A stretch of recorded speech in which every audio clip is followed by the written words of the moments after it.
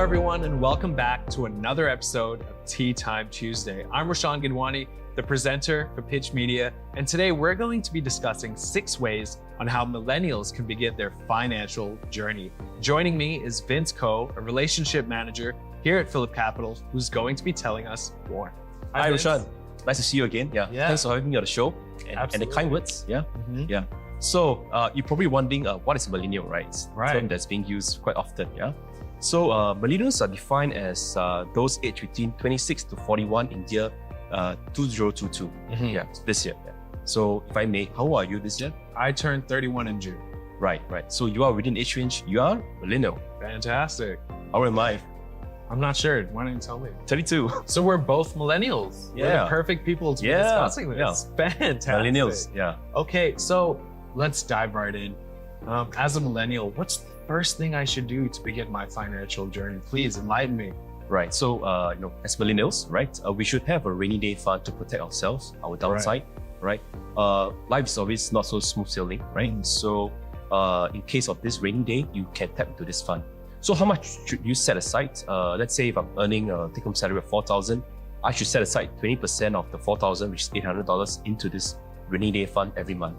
Okay. Right. So these things, what can you use from this rainy day fund? It could be, to pay for your, let's say, accidental car repairs. Right. Or if you pay for your ultrasound and pregnancy testing for your spouse.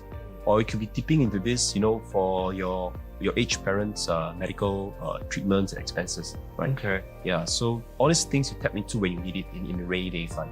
Yeah. Now, I don't have a car. I'm not married. But just like we discussed, you never know what's going to happen in the future. So I'd like to be there for my parents at that event.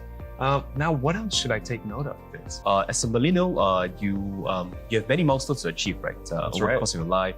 You want to go on holiday, take masters, have children, have kids, buy car, buy house. And so it's many financial milestones you have to achieve, right?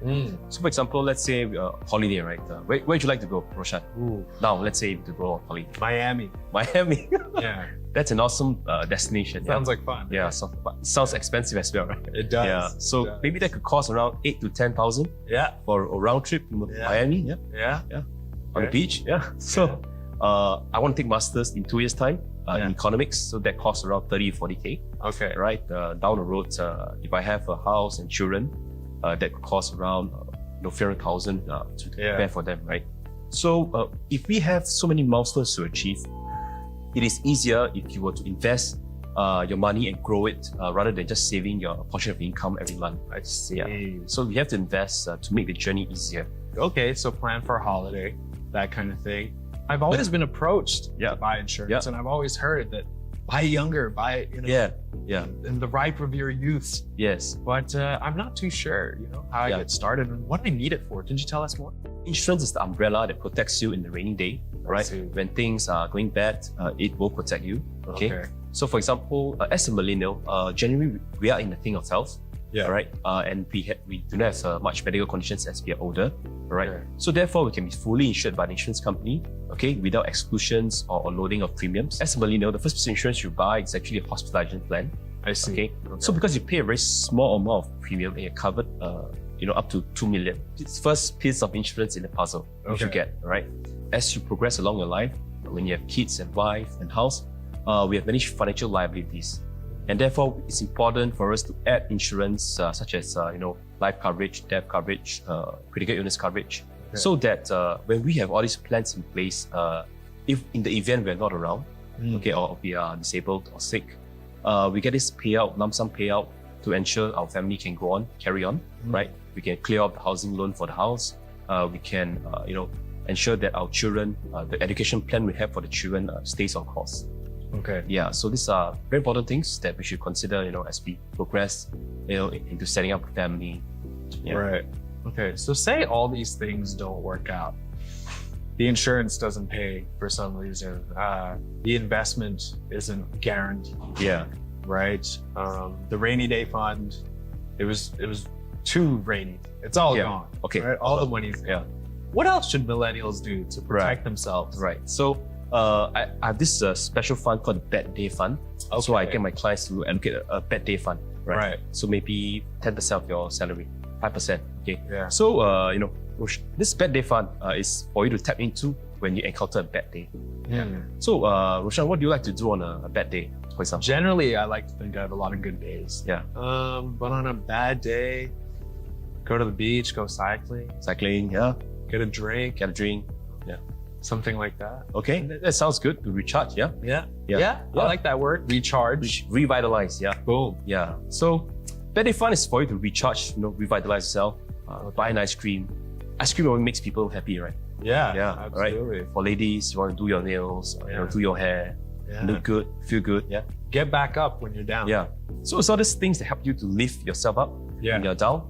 That's the purpose of this bad day fund. Okay. Because as millennials, we worry about a lot of things, about setting up family. Lots of stress.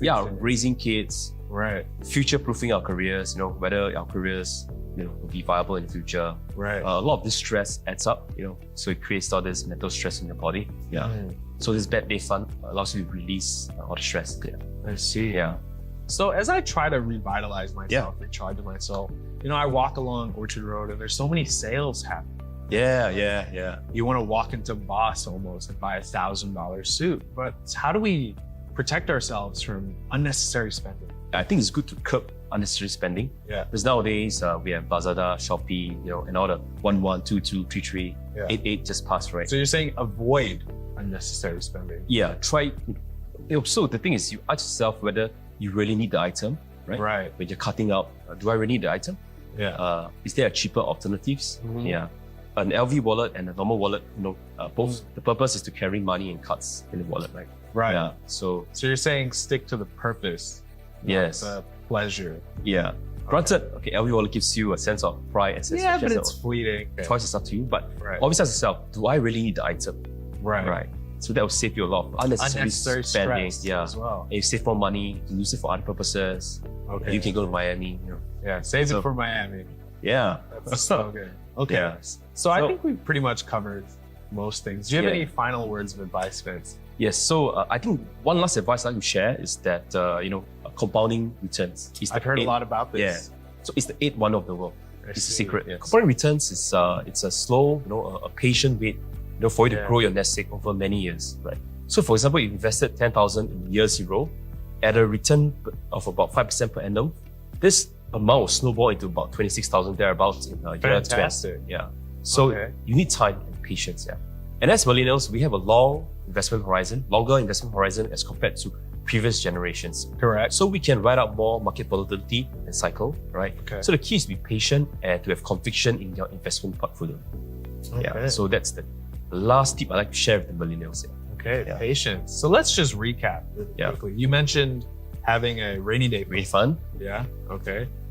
Investing yourself, right, for your financial goals. Yes. Protecting yourself. So get insurance. Get a bad day fund. Unnecessary spending. Unnecessary spending. Yes. Yeah. Compounding interest. Yeah. Which we have to discuss after this. Yes.